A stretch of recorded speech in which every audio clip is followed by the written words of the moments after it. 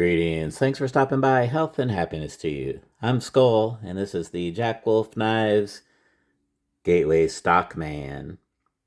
And isn't that nice? And this is a new pattern for Jack Wolf and a new shield. Look at that interesting shield. That's called the Bullock Shield. And I'm going to say it's the Wolf's Bollocks. And I'll tell you exactly why I say that and everything you want to know about that shield at the end, because here at Skol EDC, I do my homework and I bring you the info. So first of all, let's talk about the Gateway line. That's their entry-level, high-value budget series. So the idea was to have a lower budget tier to bring more people into the brand, welcome through the gates into the brand. That's the idea. So here we're in about the $70 range, and they came out first with this Gateway Barlow, which was very popular. So they have the Gateway tier, then they have their mid-tier called the Steel Series, and then they have their premium tier, the normal tier, and that's got your upgraded materials, high-end S90V Super Steel and DLC coatings and stuff like that, plus you get a lot more packaging and bells and whistles with the premium. But to get the price down, they have to remove bells and whistles, and you get more budget steel, but it's actually still a notch above average. 14C28N is a very, very good mid-tier steel, high in corrosion resistance, high in toughness, and you're still getting a very nice pocket knife. And they've done a great job here in the value category, and these were very popular, sold out very fast. It's a great pocket knife.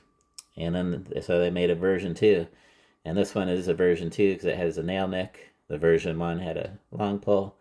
And then just last month they came out with another Gateway item, a fixed blade. So it's called the Gateway Fixed, Fix EDC, Fixed EDC. And that one also came with a Kydex sheath. So usually the Jack Wolfs come with leather sheaths.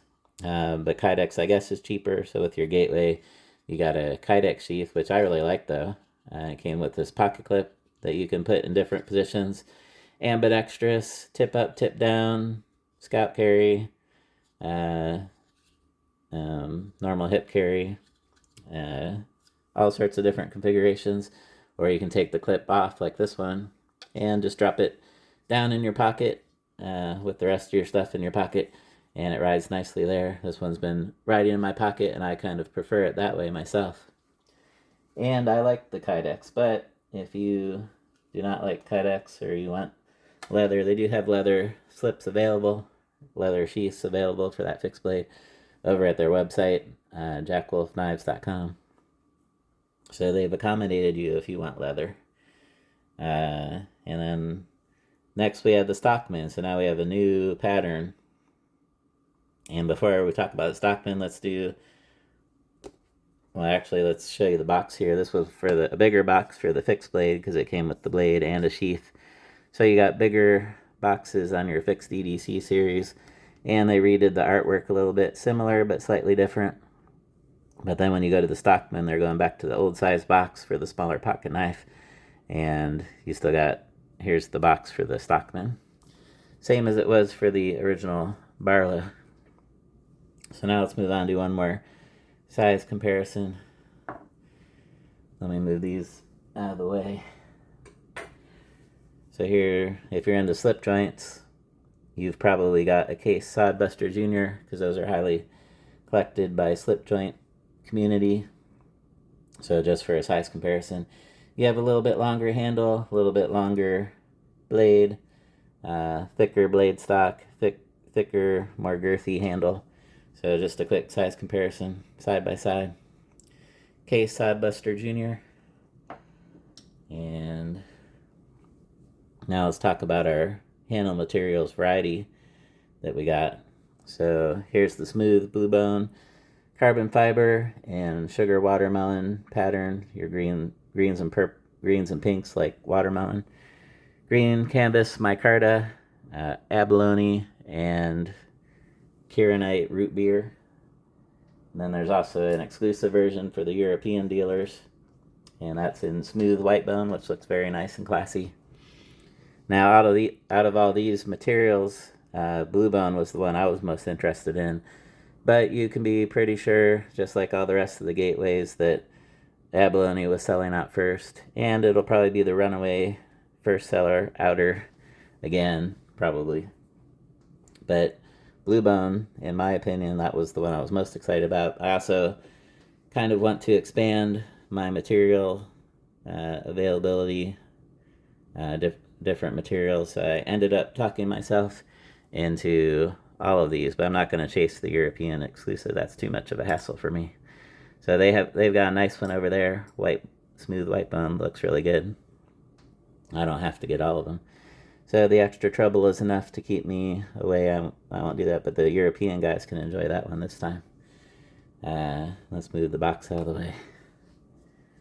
What next? So Stockman, what is it? Why is it even called the Stockman?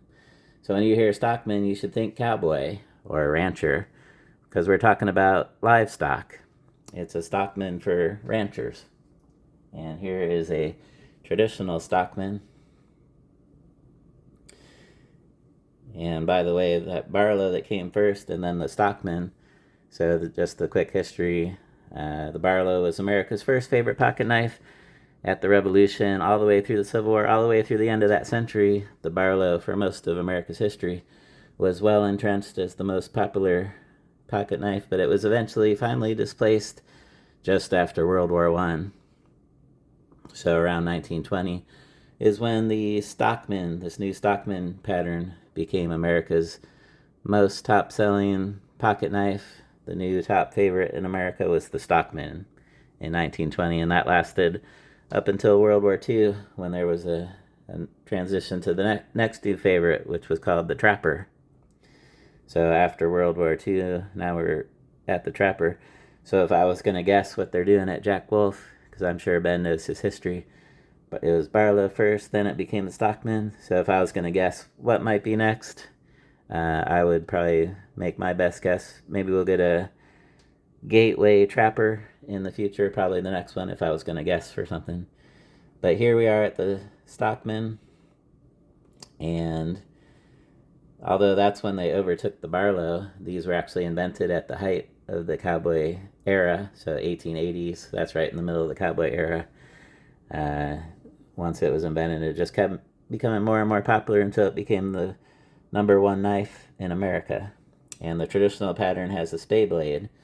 So if you think about how ranching, as we went out west, you had more livestock industry, you had more people that needed spay blades, and this pattern is still used today, even today. So I was talking to Austin Jackson over at traditionalpocketknives.com, and the topic of spay blades came up, and he talked about how his grandpa used to sell hundreds of Stockmans with spay blades to cattle ranchers. He would ship them out. So even when his grandpa was still there at the company, they were still selling Stockmans with spay blades to be used for livestock management. And this is a C. Reisner brand name, so this was during the era of Austin's grandpa. It's C. Reisner's first name is Clarence. So Clarence Reisner, C. Reisner, and he had the Indian head owned by the company. So that's the exclusive Indian head brand name. And Austin's been putting out a few Indian heads here and there at traditionalpocketknives.com. So I like collecting the Indian heads. I went back on eBay and I found this Indian head for a good price. I think I got a pretty good steal. I've seen these go for more. This is in stag, and it's in really good condition. I don't think this one was ever used to spay an animal, because it's in such nice, clean condition. And also I got it from a pawn shop. I got it off of eBay, but it was a pawn shop selling it from Ohio, located in Ohio. And I think ranchers are more to the west and south. But here in Ohio, most likely this was bought at a knife show, probably because Mr. Eisner would go around to knife shows and sell knives at the table.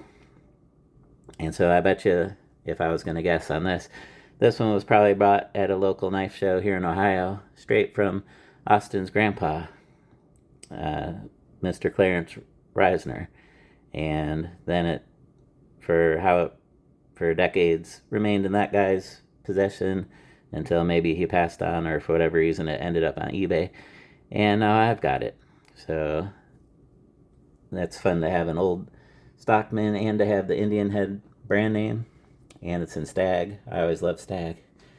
So I haven't seen Jack Wolf do Stag yet. So I'd like to get a Jack Wolf in Stag. At first they were all like the modern materials. That was the whole thing about Jack Wolf. But then here on the gateways, we've been getting bone and wood. We don't have a wood here, but they've done ebony wood, and they've done different patterns and jigs of bone. So they've expanded into some of the older materials too, and maybe they'll do a Stag sometime. Anyway, side-by-side comparison. It's also become more popular to go single-bladed Stockman.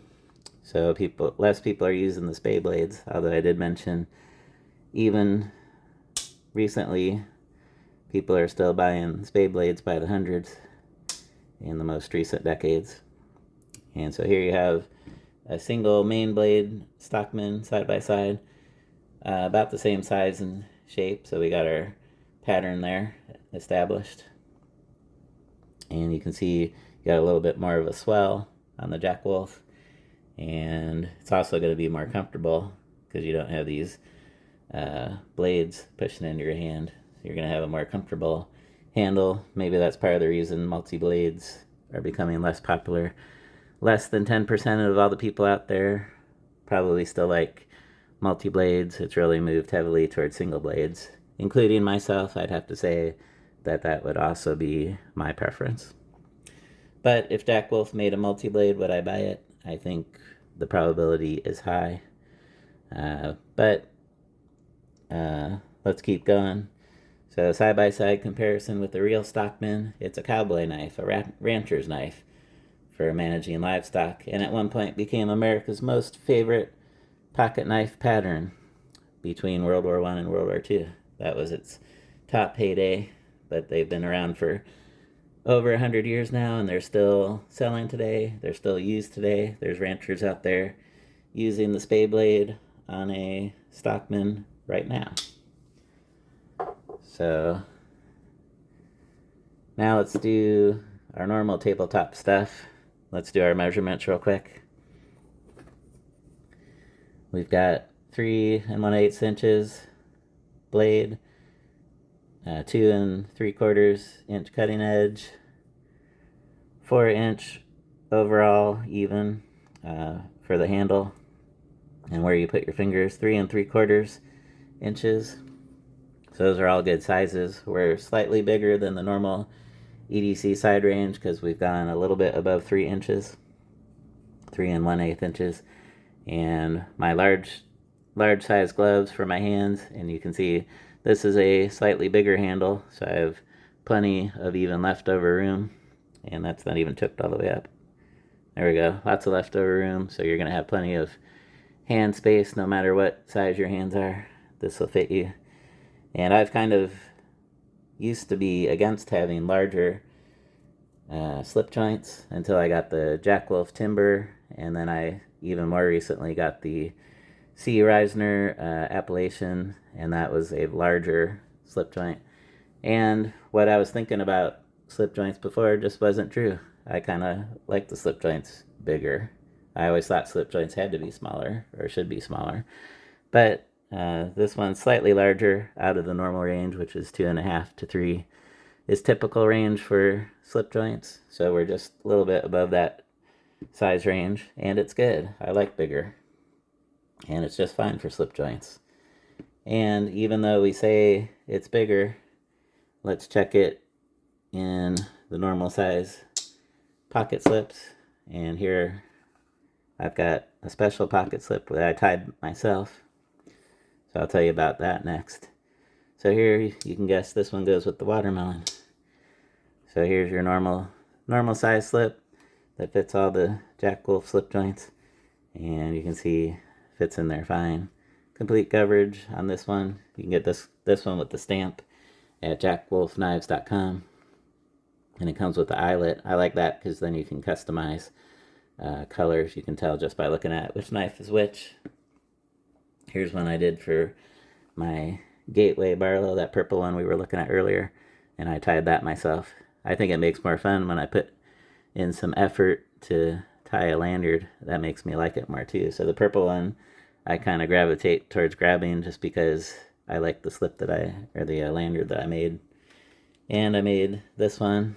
Actually, let me show you this stuff. So I kind of got excited about the watermelon one, and I was thinking about how I had the slip available. One black one with the eyelet left over. And then I had this pack of crafts, so I have all the colors, whatever I want to make. And I was thinking green and pink. I could go in here for the green, and I've also got the hot pink, and kind of weave them together into a knot. But then I saw I had this little wrap right here that already had green and pink. So I decided when other time am I going to use that one?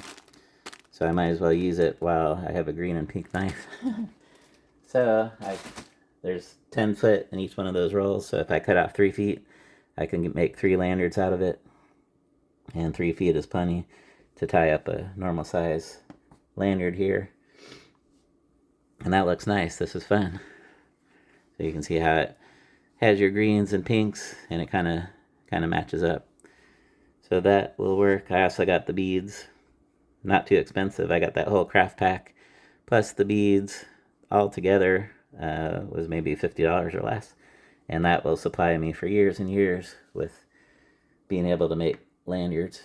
So, and that's fun. So I put on Knives Fast live stream, Casey over at the Knives Fast channel, and just put on the live stream and sit there and tie a knot while I'm watching the show, and then occasionally go type a comment. But that's when I tied up the slip. So doing 2 things at once, knife related. And what am I doing for? So that's part of how I talked myself into getting all of them this time.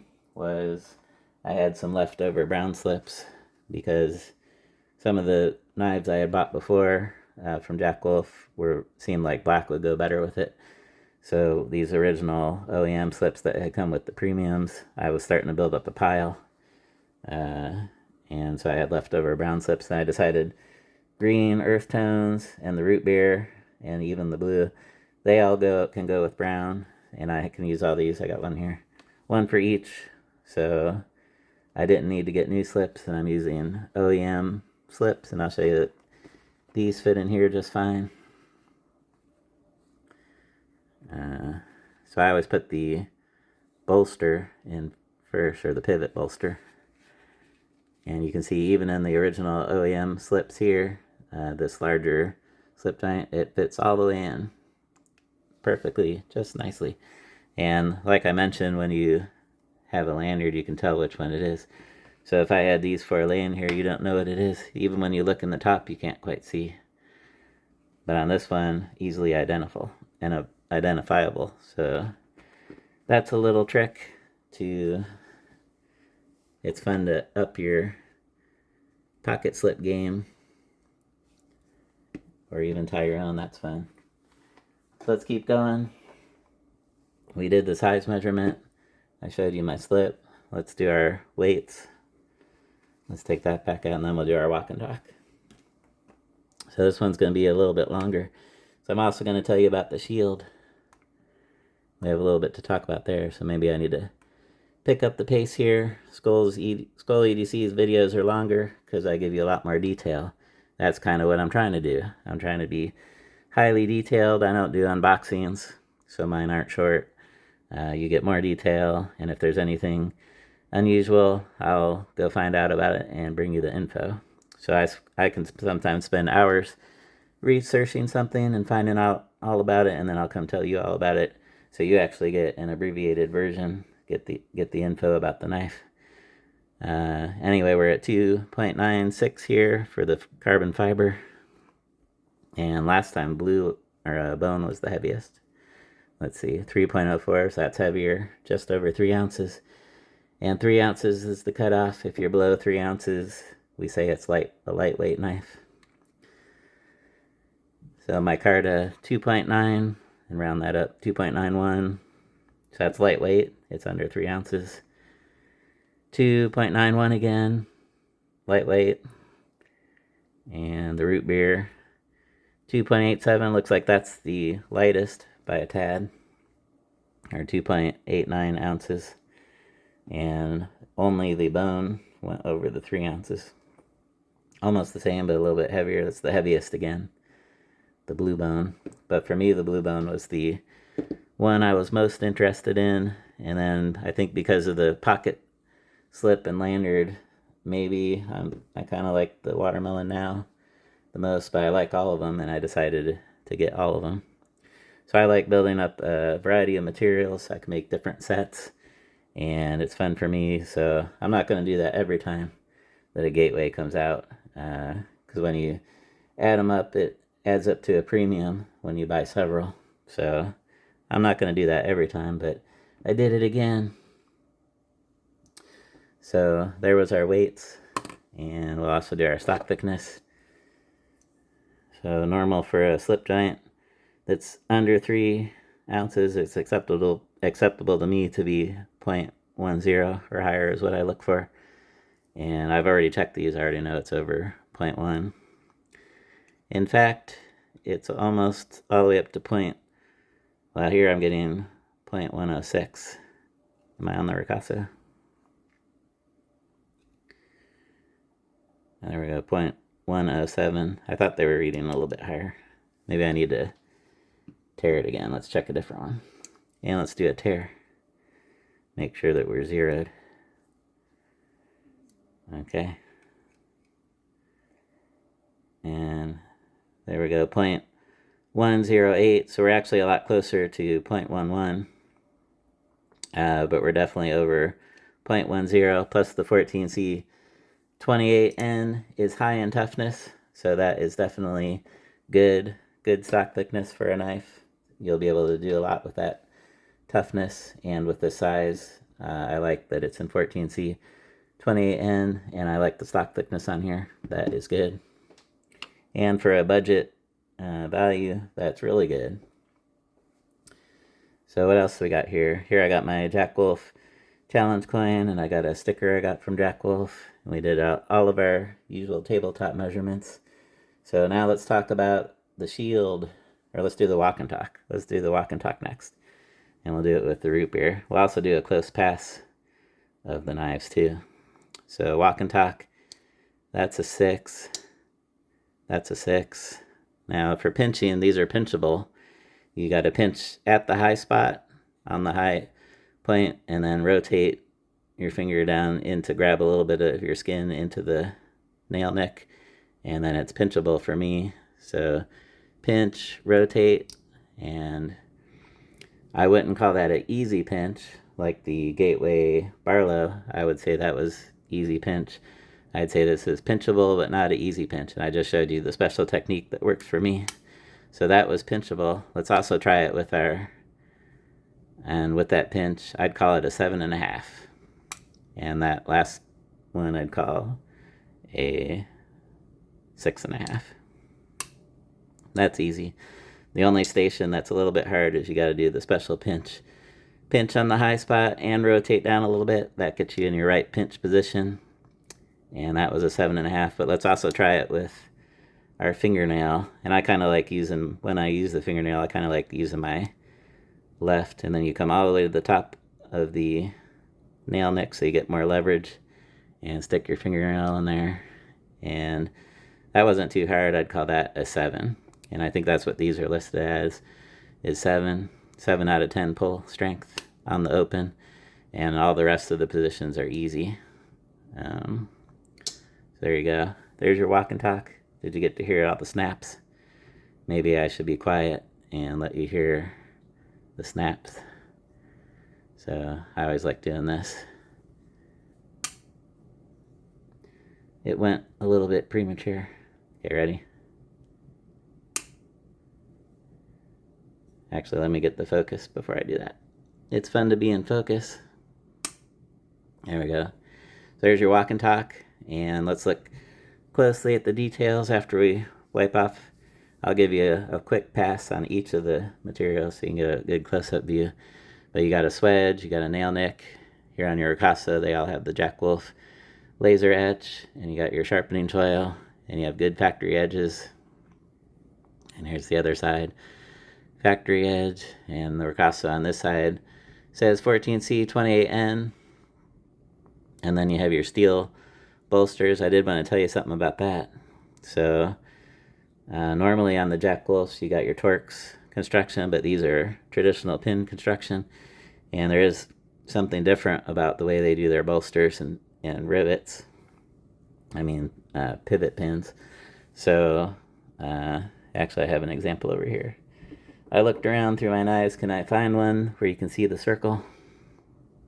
So a lot of traditional knives will have the pin go all the way through the bolster, and then they'll buff it down flat, and usually you can't even see it, just blends in. But here on this one I can kind of see the circle. So are you able to make that out and see the circle? You know, rotate it in the light until maybe you can see the circle too. And I can see it on the other side also. There, I think you can see it on the camera right there. So there's that little circle. That's the pivot that goes through the pivot of the blade. And usually they're buffed out, and you can't even see they're there. And that's how Rosecraft is too. I've never actually seen the circle on any Rosecrafts, and you usually don't see it. But if you get a little bit of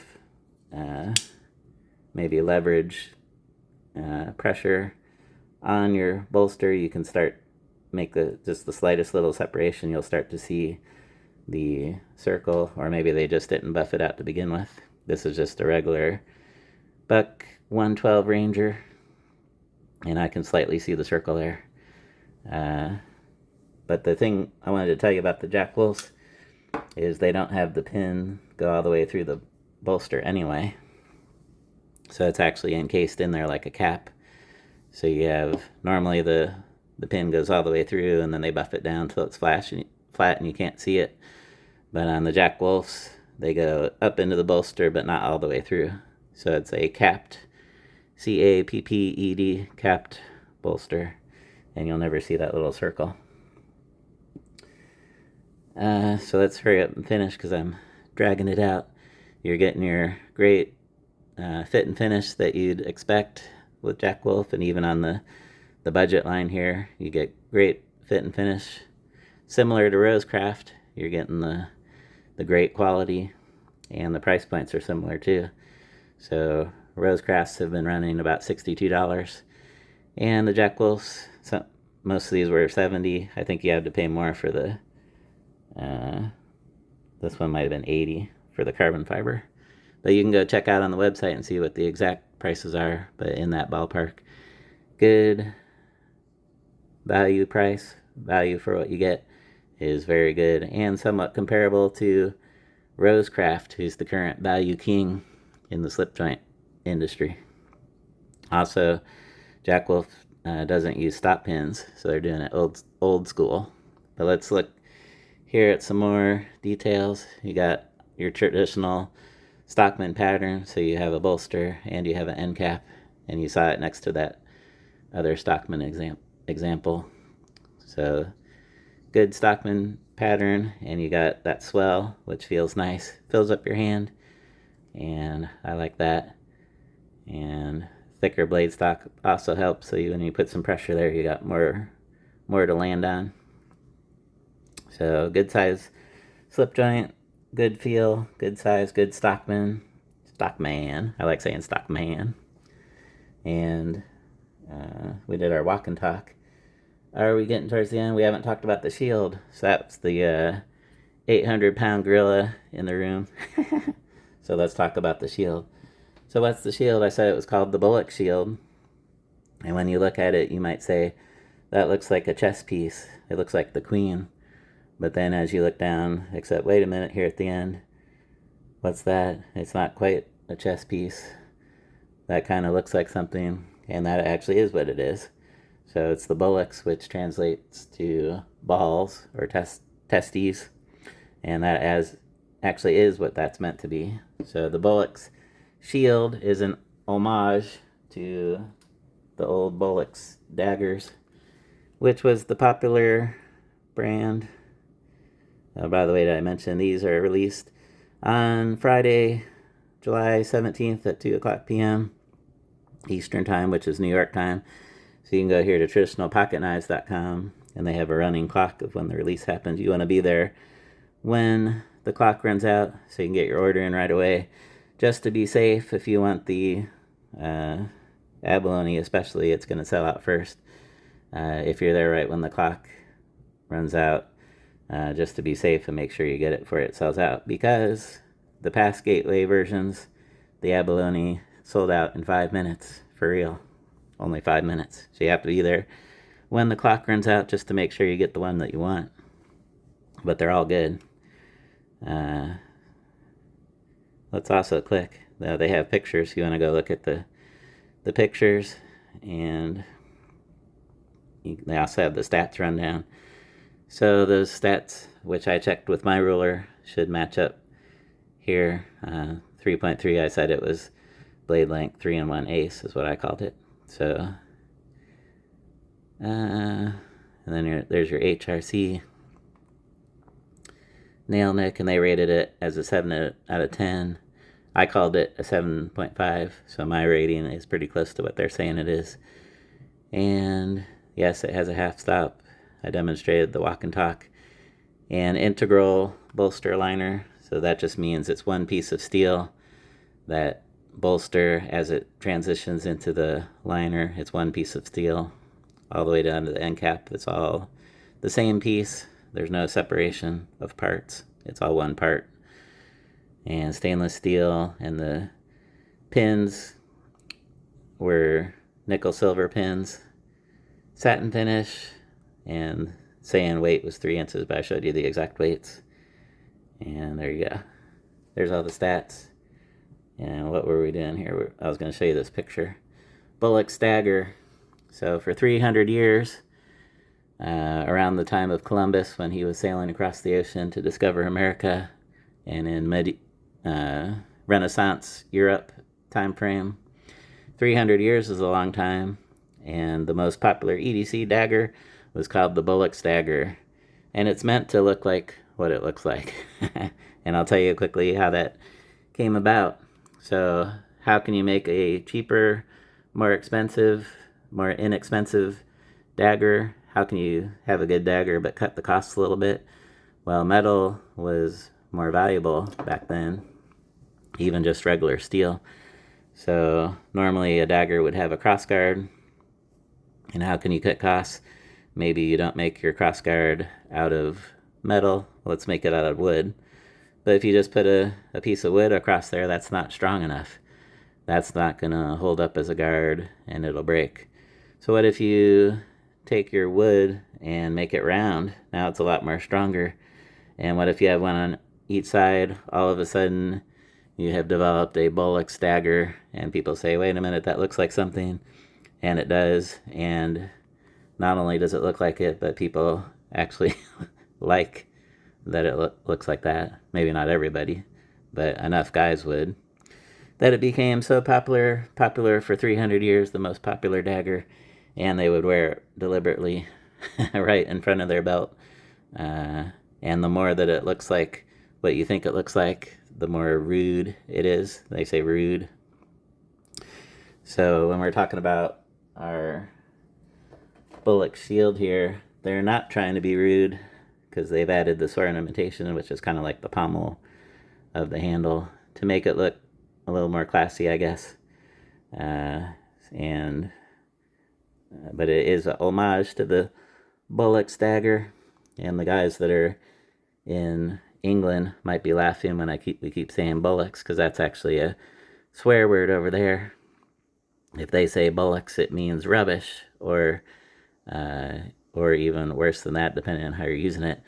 But there's something funny in English. If you say the S word, so we're PG here, you know what the S word is? SH. The S word. And if you say something is S, it means it's bad. But if you say it's the S, it's the SHIT, the S, then it's good. Like this knife If you say this knife is S, it's bad. But if you say this knife is the S, then you're saying it's good. So it flips the meaning of the S word, and it's the same thing with Bullocks. Bullocks is a curse word in there's a lot of slip joint fans in England, so somebody in England's watching this right now, and they can probably confirm down in the comments if they want to, that if I say this is Bullocks, I'm actually saying it's bad. But if I say this is the Wolf's Bullocks, like I said earlier, now I'm saying it's good. So it flips the meaning just like it does in America. Bullocks can be flipped to mean super good. If I said it's the Wolf's, because it's a Jack Wolf knife, if I say it's the Wolf's Bullocks, that would mean it's good. So that's the Wolf's Bullocks right there. So that's the whole story about that. It actually is meant to be balls. And now we're gonna, might as well, while we're here, do some innuendos. So I said blue is my favorite, and I was kind of thinking about the shield, and I was immediately thinking of some innuendos. So you've got blue bullocks, obviously, and you've also got bone. I'm meaning to be innuendo on purpose, and there's not a wood version here, but that would be a good innuendo also if we had a wood bullocks. And then also maybe another one, the shield is made out of stainless steel, so this is Bullocks of steel. So those are all the innuendo jokes that I could think of. So there you go. I think we've made it to the end, and not sure how long we are, but we're probably over 30 minutes now. So I will wrap it up.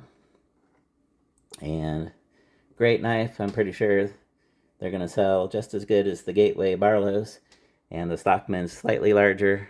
Very nice. A lot of the same material offerings, just like the Gateway Barlow. Same steel as the Gateway Barlow. Just overall only a 1/4 inch bigger. So, and then you got this interesting shield, which you might think is crude, but I kind of like it myself, and I think most guys would. They're into that kind of thing. And it's a little story piece. You could tell somebody about the shield now that you know the whole story. I actually go to Renaissance festivals. Here's just one of my many outfits. Look, I found the grail. I could stick one of those Bullock daggers in my belt at the Renaissance Festival. That would be funny. Here's another one of my costumes. I have a bunch of costumes. Here's me as a Viking, because we're Skol EDC, so obviously I have some Viking stuff. That's me as the Mandalorian, me as Daniel Boone, and that's a real flintlock rifle, real raccoon hat. Anyway, I guess for some reason I'm showing you some of my cosplay pictures, because we will be showing some more cosplay soon. So here's just a sample. I have about 20 good costumes. Can you figure out who that is with the goggles? It's Riddick, or it's me as Riddick. And Riddick's into knives. So that's just a sample of some of my costuming. So now I dragged it out even further. Thanks for stopping by. I'm Skol. And remember, always carry a knife.